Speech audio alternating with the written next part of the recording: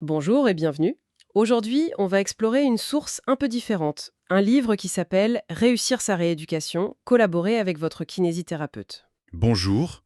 Oui, et le titre dit déjà beaucoup de choses. C'est ça. L'idée, c'est vraiment de décortiquer cette approche qui veut nous faire sortir du rôle de simple patient pour nous remettre un peu aux commandes. Exactement. Le message de fond, c'est que la rééducation, c'est pas juste un truc qu'on subit passivement en attendant que ça ait lieu. C'est un processus actif. Voilà. D'ailleurs, le livre est même pensé comme une sorte de carnet de bord, pour faire le lien entre ce qui se passe chez le kiné et tout le reste, notre quotidien. Alors, ce qui m'a tout de suite frappé, c'est justement ce changement de posture. On ne parle plus de patient. Le livre utilise le mot acteur de sa récupération. C'est le point de départ de tout. Le livre nous rappelle que notre corps est en fait une formidable machine à s'adapter. D'accord. Une blessure, une douleur, c'est un signal. Et la rééducation, ce n'est pas réparer une pièce cassée, c'est plus guider le corps pour qu'il trouve une nouvelle adaptation. Plus fonctionnel. Oui, voilà. Et pour ça, il faut comprendre ce qui se passe. Et c'est là qu'arrive la première surprise. On s'attend à trouver des exercices, des étirements. Et pas du tout. Le premier chapitre, c'est se mettre en mouvement intérieur. Ah oui, ça prend tout le monde à contre-pied. Et c'est voulu. On est plus proche de la méditation que de la kiné, non? Un peu. En fait, dans un monde où on nous dit tout le temps « no pain, no gain », cette approche dit l'inverse. Le premier pas n'est pas physique, Il est mental. il est mental. C'est inspiré de ce qu'on appelle l'entretien motivationnel. L'idée, c'est de trouver le pourquoi avant le comment. Ça se fait en 4 étapes, très douces. D'abord, s'écouter sans se juger, puis clarifier ce qui compte vraiment. Et ça change tout.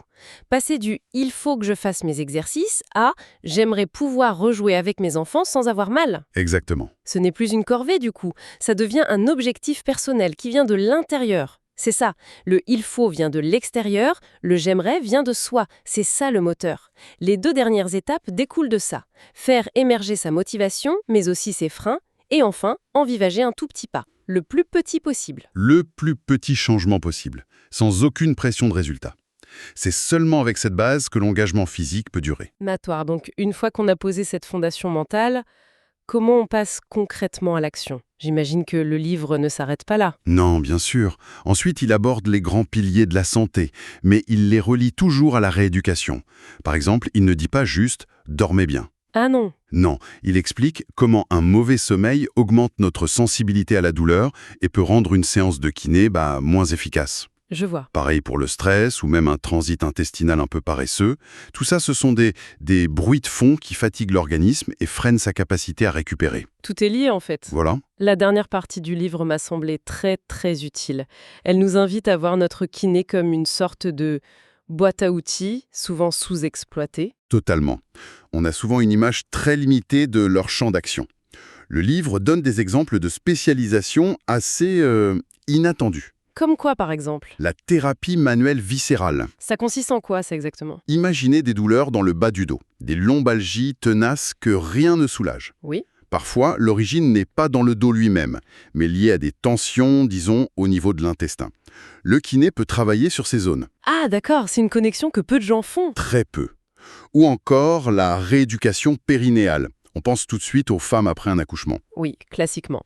Mais c'est aussi hyper pertinent pour les hommes, après une chirurgie de la prostate par exemple, ou même pour des soucis de constipation chronique. Le livre aborde aussi un point très pratique sur le financement, cette différence entre les soins remboursés et les autres. Oui, et c'est essentiel pour avoir un dialogue transparent. Il y a les actes qu'on dit conventionnés, sur ordonnance, remboursés, et les actes hors convention. Qui relève plus de la prévention, du bien-être? Voilà, ou de séances plus longues, plus spécifiques. Le savoir, ça permet de discuter ouvertement avec son thérapeute des options, des objectifs et aussi des coûts sans tabou. Finalement, si on résume, le grand message de ce livre, c'est que la kinésithérapie, ce n'est pas juste une affaire de muscles ou d'articulation. Non, c'est un accompagnement global de la personne. Le kiné ne fait pas que soigner une épaule. Il aide tout un système, notre corps, nos habitudes, notre mental, à retrouver son équilibre. C'est un vrai partenariat. Une dernière pensée pour la route, pour conclure. Le livre suggère que ce qui se passe entre les séances est tout aussi crucial que les séances elles-mêmes. Et je trouve que ça ouvre une question plus large. Laquelle? Dans n'importe quel parcours de santé, finalement, Comment faire collaborer au mieux le soin qu'on reçoit d'un professionnel et le soin plus discret mais constant que l'on s'apporte à soi-même tous les jours.